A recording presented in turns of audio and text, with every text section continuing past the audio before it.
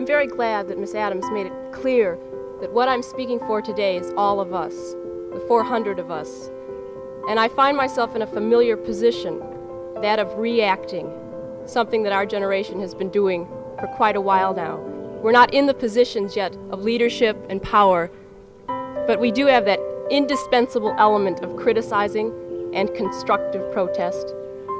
Part of the problem with just empathy with professed goals is that empathy doesn't do us anything. We've had lots of empathy, we've had lots of sympathy, but we feel that for too long our leaders have viewed politics as the art of the possible. And the challenge now is to practice politics as the art of making what appears to be impossible possible. The question about possible and impossible was one that we brought with us to Wellesley 4 years ago. We arrived not yet knowing what was not possible.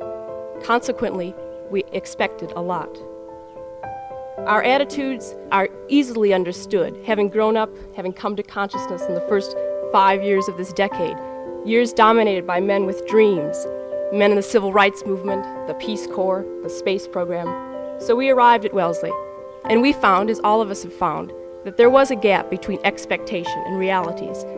But it wasn't a discouraging gap, and it didn't turn us, into cynical, bitter old women at the age of 18. It just inspired us to do something about that gap. What we did is often difficult for some people to understand. They ask us quite often, why, if you're dissatisfied, do you stay in a place? Well, if you didn't care a lot about it, you wouldn't stay.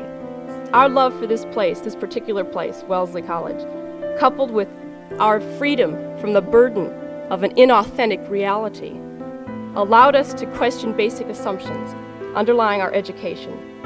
But we also know that to be educated, the goal of it must be human liberation.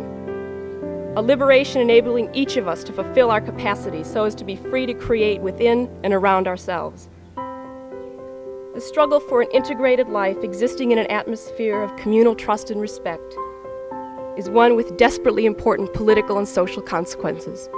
And the word consequences, of course, catapults us into the future. One of the most tragic things that happened yesterday was that I was talking to a woman who said she wouldn't want to be me for anything in the world. She wouldn't want to live today and look ahead to what it is she sees because she's afraid.